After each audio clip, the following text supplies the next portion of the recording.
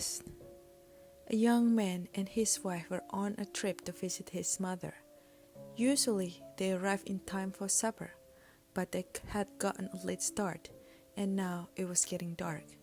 So they decided to look for a place to stay overnight and go on in the morning. Just off the road, they saw a small house in the woods. "Maybe the rent's room," the wife said, so they stopped to ask. An elderly man and woman came to the door. They didn't rent room, they said, but they would be glad to have them stay overnight as their guests. They had plenty of room, and they would enjoy the company. The old woman made coffee and brought out some cake, and the four of them talked for a while. Then the young couple were taken to their room. They again explained that they wanted to pay for this, but the old man said he would not accept any money. The young couple got up early the next morning before their host had awakened.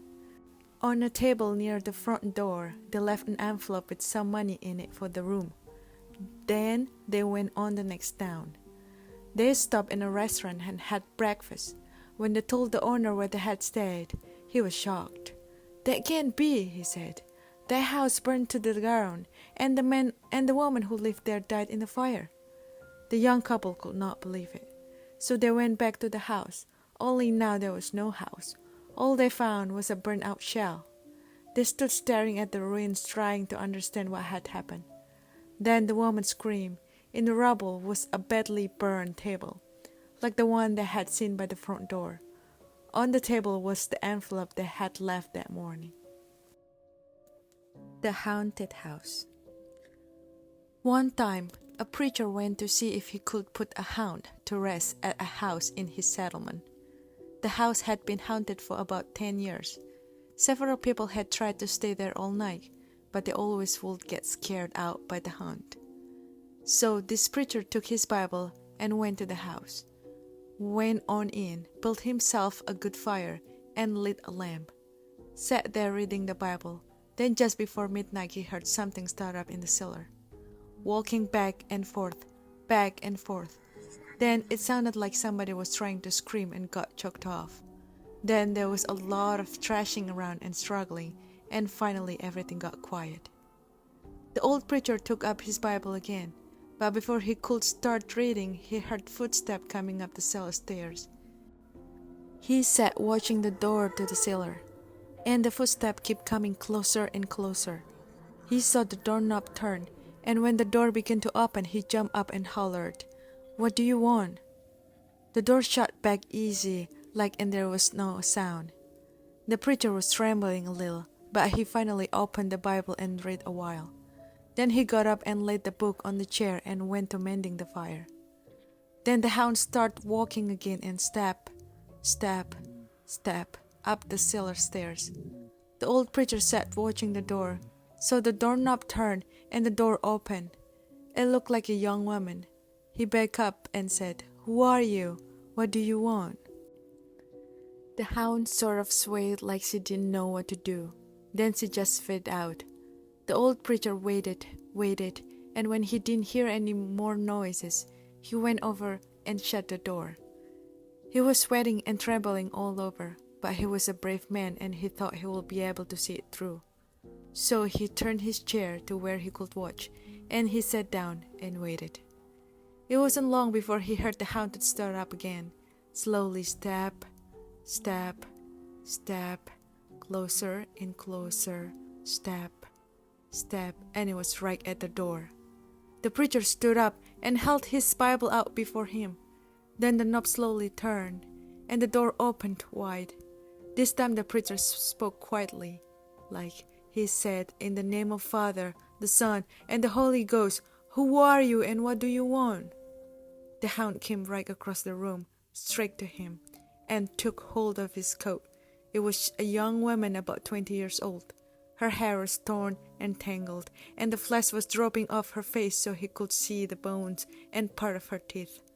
She had no eyeballs, but there was a sort of blue light way back in her eye socket, and she had no nose to her face. Then she started talking. It sounded like her voice was coming and going with the wind blowing it.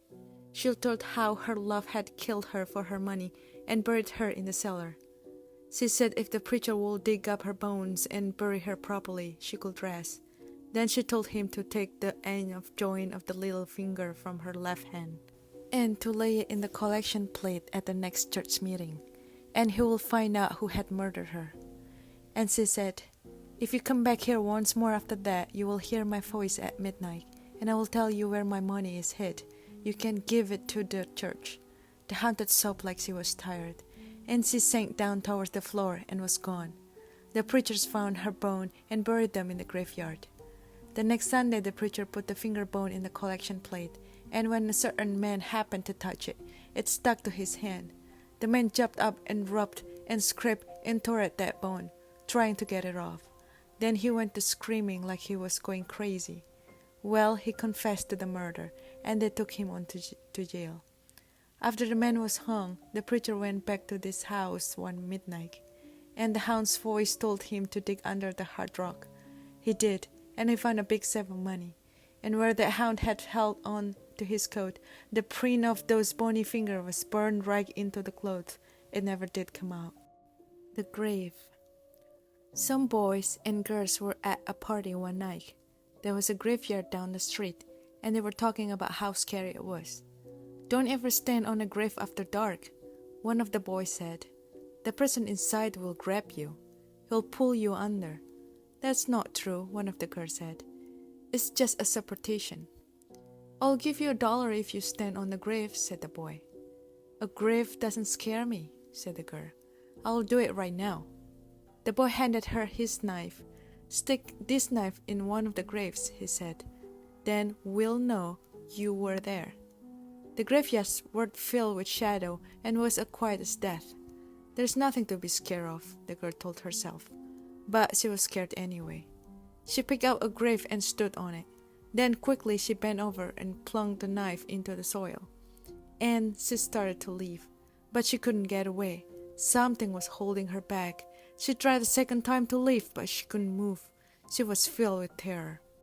Something has got me, she screamed, and she fell to the ground. When she didn't come back, the others went to look for her. They found her body sprawled across the grave. Without realizing it, she had plunged the knife through her skirt and had pinned it to the ground. It was only the knife that held her. She had died of fright. The wolf. The timber wolf around the French Creek had gotten out of hand. There were so many wolves, the farmers could not stop them for killing their cattle and sheep. So the state put a bounty of them. It will pay a hunter $10 for every wolf pelt he turned in. A butcher in town named Bill William thought that it was pretty good money. He stopped working as a butcher and started killing wolves. He was good at it. Every year he killed over 500 of them, then came to more than $5,000. It was quite a bit of money in those days. After 4 or 5 years, Bill had killed so many wolves, there were hardly any left in the area. So he retired, and he vowed never to harm another wolf because wolves had made him so rich. Then one day, a farmer reported that the white wolf had killed 2 of his sheep. He had shot at it and hit it, but the bullets didn't have any effect. Soon the wolf was seen all over the countryside, killing and running, but nobody could stop it. One night it came into Bill's yard and killed his pet cow. Bill forgot about his decision never to harm another wolf. He went into the town the next morning and bought a young lamb for bait. He took it out into hills and tied it to a tree. Then he backed off about 50 yards and sat down under another tree. With his gun in his lap, he waited. When Bill didn't come back, his friends started looking for him. Finally, they found the lamb. It was still tied to a tree. It was hungry, but it was alive. Then they found Bill. He was still sitting against the other tree, but he was dead. His throat had been torn open, but there was no sign of struggle. His gun had not been fired, and there were no tracks in the soil around him. As for the white wolf, it was never seen again. Cold as clay. A farmer had a daughter for whom he cared more than anything on earth. She fell in love with a farmhand named Jim, but the farmer did not think Jim was good enough for his daughter. To keep them apart, he sent her to live with her uncle on the other side of the country. Soon after she left, Jim got sick and he wasted away and died. Everyone said he died of a broken heart. The farmer felt so guilty about Jim's death, he could not tell his daughter what had happened and the life they might have had together. One night, many weeks later, there was a knock on her uncle's door. When the girl opened the door, Jim was standing there. "Your father asked me to get you," he said. "I came on his best horse." "Is there anything wrong?" she asked. "I don't know," he said. She packed a few things and they left. She rode behind him, clinging to his waist. Soon he complained of a headache. It ached something terrible, he told her. She put her hand on his forehead. "Why, you are as cold as clay," she said. "I hope you are not ill." And she wrapped her handkerchief around his head. They traveled so swiftly that in a few hours they reached the farm. The girl quickly dismounted and knocked on the door. Her father was startled to see her. "Didn't you send for me?" she asked. "No, I didn't," he said. She turned to Jim, but he was gone, and so was the horse. They went to the stable to look for them. The horse was there. It was covered with sweat and trembling with fear, but there was no sign of Jim. Terrified, her father told her the truth about Jim's death. Then quickly he went to see Jim's parents. They decided to open his grave. The corpse was its coffin, but around its head they found the girl's handkerchief. Alligators. A young woman in town married a man from another part of the country. He was a nice fellow, and they got along pretty well together. There was only one problem. Every night he would go swimming in the river. Sometimes he would be gone all night long, and she would complain about how lonely she was. This couple have 2 young sons. As soon as the boys could walk, their father began to teach them how to swim. And when they got to be old enough, he took them swimming in the river at night. Often they would stay there all night long, and the young woman would stay home all by herself. After a while, she began to act in a strange way. At least, that is what the neighbor said. She told them that her husband was turning into an alligator, and that he was trying to turn the boys into alligators.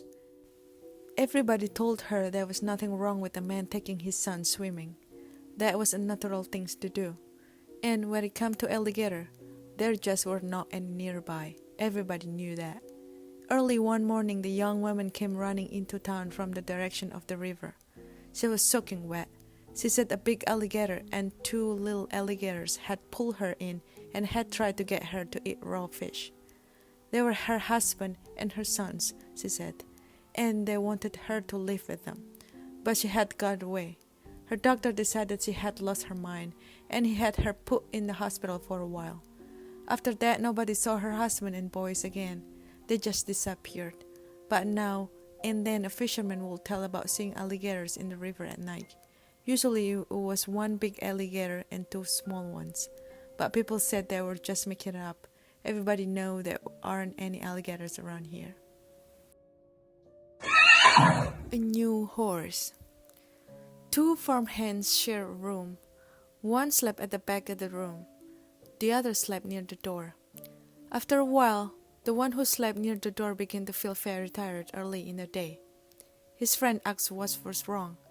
"An awful things happen every night," he said. "A witch turned me into a horse and rides me all over the countryside." "I'll sleep in your bed tonight," his friend said. "We'll see what happened to me." About midnight, an old woman who lived nearby came into the room. She mumbled some strange word over the farmhand, and he found he couldn't move. Then she slipped a bridle on him, and he turned into a horse. The next thing he knew, she was riding him across the field at breakneck speed, beating him to make him go even faster. Soon they came to a house where a party was going on. There was a lot of music and dancing. They were having a big time inside. She hitched him to a fence and went in. While she was gone, the farmhand rubbed against the fence until the bridle came off, and he turned back into a human being. Then he went into the house and found the witch. He spoke those strange words over her, and with the bridle he turned her into a horse. Then he rode her to a blacksmith and had her fitted with a horseshoe. After that, he rode her to the farm where she lived. "I have a pretty good filly here," he told her husband, "but I need a stronger horse. Would you like to trade?" The old man looked her over, and he said he would do it. So they picked out another horse, and the farmhand rode away. Her husband led his new horse to the barn. He took off the bridle and went to hang it up. But when he came back, the new horse was gone. Instead, there stood his wife with horseshoe nailed to her hands and feet. May I carry your basket? Sam Levy spent the evening playing chess at his friend's house. It was about midnight when they finished their game, and he started home. Outside it was icy cold and as quiet as the grave.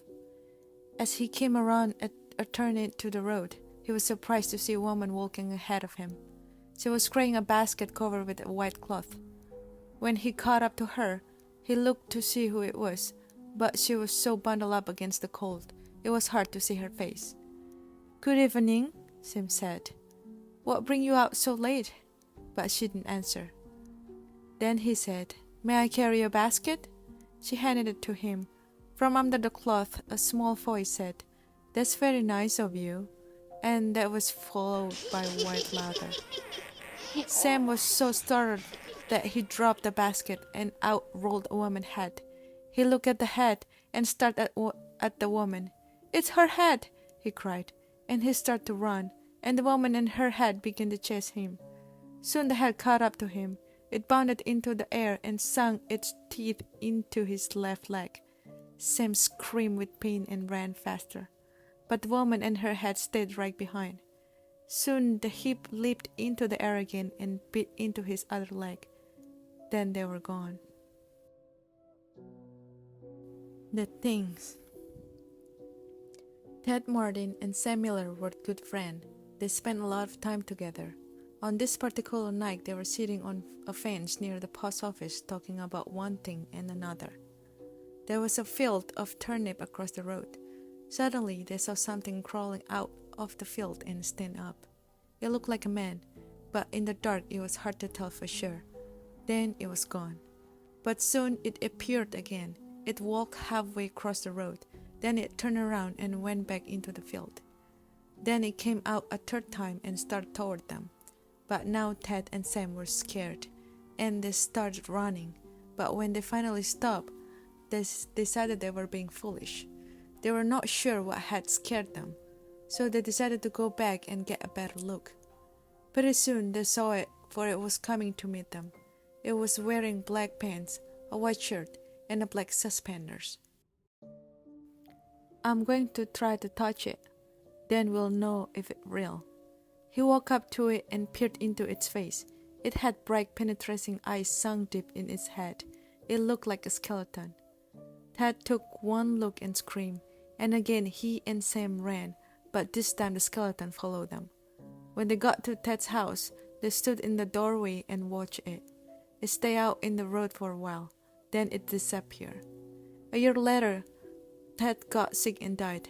Toward the end, Sam sat up with him every night. The night Ted died, Sam said he looked just like the skeleton.